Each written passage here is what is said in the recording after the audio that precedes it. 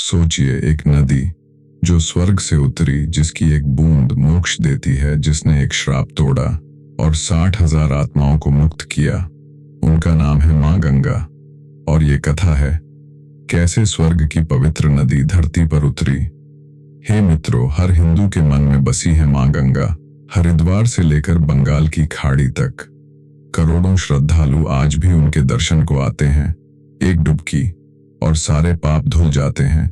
किंतु सुनिए ध्यान से, ये कोई साधारण नदी नहीं, ये है स्वर्ग की पवित्र धारा, देवताओं की भी आराध्य। किंतु ये धरती पर कैसे आई और क्यों, आइए जानते हैं। तो हे श्रोताओं, चलिए चलते हैं हजारों युग पूर्व। ये कथा है उस काल की जब त्रिलोक में सत्य युग का प्रारंभ था। स्वर्गलोक में देवताओं का राज था। एक दिन भगवान विष्णु ने त्रिविक्रम अवतार लिया। 3 पगों में पूरा ब्रह्मांड नापा। जब उनका दूसरा चरण स्वर्ग को छू गया, ब्रह्मा जी ने उस पवित्र चरण को धोया। उस जल से प्रकट हुई एक दिव्य नदी। वही जल ब्रह्मा जी ने अपने कमंडल में सहेज लिया और वो नदी बनी विष्णुपदी गंगा, आकाश गंगा। अब चलिए धरती की ओर। ब्रह्मा जी ने अपने कमंडल को उल्टा किया और गंगा स्वर्ग से धरती की ओर बही। किंतु मित्रों, गंगा को अपने पावन वेग पर अहंकार था। उन्होंने सोचा, मैं इतनी प्रचंड हूं कि शिव की जटाओं को बहा ले जाऊंगी। और इसी अहंकार के साथ वो शिव के मस्तक पर गिरी।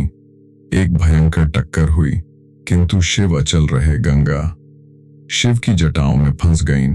वर्षों तक वो वहीं भटकती रहीं। हर ओर जटाओं का जाल, कोई निकास नहीं। उनका अहंकार टूट गया।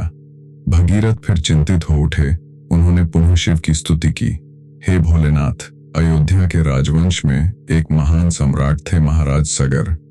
उनकी 2 रानियां थीं, केशिनी और सुमति। केशिनी से एक पुत्र हुआ असमंजस और सुमति से 60,000 पुत्र। हाँ मित्रों, 60,000। एक बार महाराज सगर ने अश्वमेध यज्ञ का संकल्प लिया।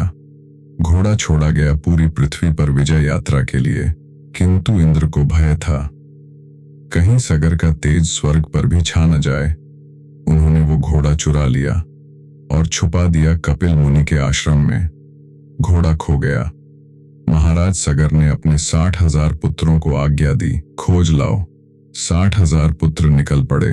उन्होंने पूरी पृथ्वी खोद डाली, किंतु घोड़ा कहीं नहीं मिला। अंत में वो पहुंचे कपिल मुनि के आश्रम। वहां देखा घोड़ा बंधा था और कपिल मुनि ध्यानमग्न थे। 60,000 पुत्रों ने सोचा यही चोर है। उन्होंने कपिल मुनि का अपमान किया। मुनि के नेत्र खुले, क्रोधाग्नि जागृत हुई और एक ही दृष्टि में 60,000 पुत्र भस्म हो गए। महाराज सगर को जब यह समाचार मिला, वो टूट गए।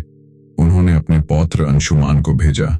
अंशुमान कपिल मुनि के पास पहुंचे विनयपूर्वक। मुनि बोले, पुत्र, तेरे पितरों के उद्धार का केवल एक उपाय है, स्वर्ग की गंगा धरती पर लाओ। उनके पावन जल से ही इन भस्म आत्माओं को मुक्ति मिलेगी। अंशुमान ने तपस्या आरंभ की, मगर सफलता नहीं मिली।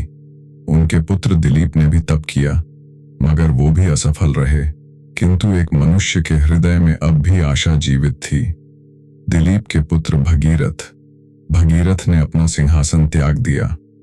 वो हिमालय की ओर निकल पड़े।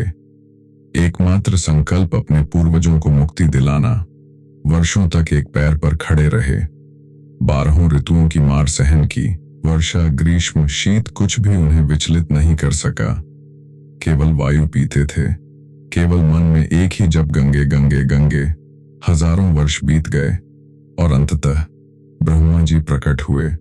बोले, पुत्र भगीरथ, तेरी तपस्या से मैं प्रसन्न हूं। मांग, क्या वरदान चाहिए? भगीरथ बोले, हे पितामह, मेरे 60,000 पूर्वजों को मुक्ति दिलाइए। गंगा को धरती पर भेजिए। ब्रह्मा गंभीर हो उठे। बोले, पुत्र, ये असंभव कार्य नहीं, किंतु एक भयंकर समस्या है। गंगा का वेग इतना प्रचंड है कि यदि वो सीधे धरती पर गिरी तो पूरी पृथ्वी फट जाएगी। केवल एक ही उपाय है, केवल एक ही देवता उन्हें संभाल सकते हैं। तू जा और भगवान शिव की आराधना कर। केवल वही गंगा को अपनी जटाओं में रोक सकते हैं। भगीरथ ने पुनः तपस्या आरंभ की, इस बार शिव की। 1000 वर्ष तक नंगे पांव खड़े रहे, 1000 वर्ष तक केवल पत्ते खाए, 1000 वर्ष तक केवल मन में ओम में नमः शिवाय का जप। और तब कैलाश पर्वत हिल उठा, स्वयं भोलेनाथ प्रकट हुए। बोले, हे भगीरथ, मैं तेरी भक्ति से प्रसन्न हूं, मैं गंगा को अपनी जटाओं में रोकूंगा। अंततः वो दिव्य क्षण आया, कृपा कीजिए, गंगा को मुक्त करें। शिव मुस्कुराए, उन्होंने अपनी जटा का एक छोटा सा कुंडल खोला और गंगा की एक धारा मुक्त हो गई। अब वो विनम्र थीं, भगीरथ के रथ के पीछे पीछे बहीं, हिमालय से उतरीं, मैदानों में फैलीं और अंततः पहुंची कपिल मुनि के आश्रम, जहां 60,000 पूर्वजों की भस्म पड़ी थी। जैसे ही गंगा का जल उन भस्म पर गिरा, 60,000 आत्माएं मुक्त हो गईं, स्वर्ग की ओर चलीं। और तभी से गंगा को भगीरथी भी कहा जाने लगा, क्योंकि उन्हें भगीरथ का तप ही धरती पर लाया। आज भी हरिद्वार में, ऋषिकेश में, काशी में, प्रयाग में, गंगा सागर में करोड़ों श्रद्धालु गंगा में डुबकी लगाते हैं, क्योंकि मां गंगा का एक बूंद आज भी मोक्ष देता है। तो हे मित्रों, यही है मां गंगा की दिव्य कथा। यदि ये कथा आपके मन को छू गई हो तो टिप्पणी में लिखिए जय गंगे, और चैनल को सब्सक्राइब करना न भूलिए। हर हर गंगे, नर्मदे हर।